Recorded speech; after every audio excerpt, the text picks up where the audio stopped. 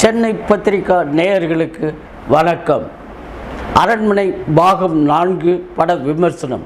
விமர்சிப்பவர் சென்னை பத்திரிகா சிவாஜி. ஒரு பழமையான அரண்மனையை பராமரித்து அதை விற்பனை செய்யணும்னு முயற்சி செய்கிறாரு சந்தோஷ் பிரதாப். அவருடைய மனைவி தமன்னாவும் அவருடைய 2 குழந்தைகளும் அங்கேயே வசிக்கிறாங்க.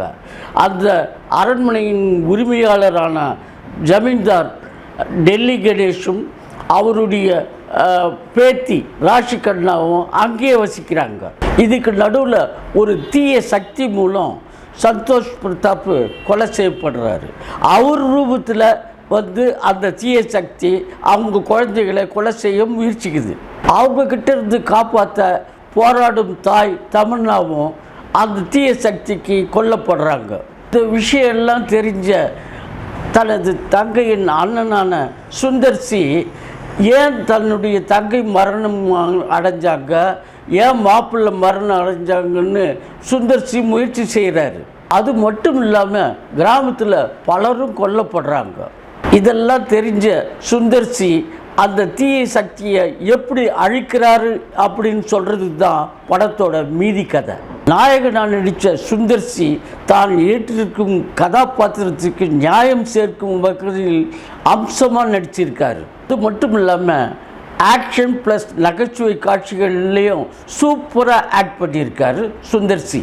தமன்னா அழுகை, பதற்றம், கோபம்னு எல்லா காட்சியிலுமே ரொம்ப அருமையாக நிறைவாக நடிச்சிருக்காங்க.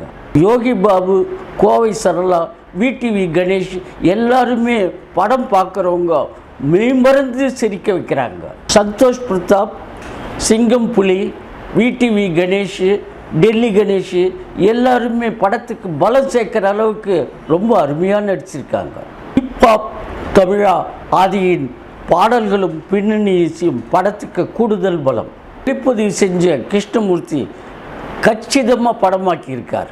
படத்தை இயக்கிய சுந்தர்சி குடும்பத்தோடு பார்த்து மகிழும் அளவுக்கு ரொம்ப அருமையாக படமாக்கியிருக்கார். அவருக்கு சென்னை பத்திரிகாவின் பாராட்டுக்கள், வாழ்த்துக்கள். நன்றி, வணக்கம். சென்னை பத்திரிகா டிவி நேயர்களுக்கு வணக்கம். லைக் பண்ணுங்கள், ஷேர் பண்ணுங்கள், சப்ஸ்கிரைப் பண்ணுங்கள். மறக்காமல் பெல் பட்டன் ப்ரெஸ் பண்ணுங்கள். அப்போ தான் நாங்கள் போடுற வீடியோ உடனுக்குடனே உங்களுக்கு ரீச் ஆகும்.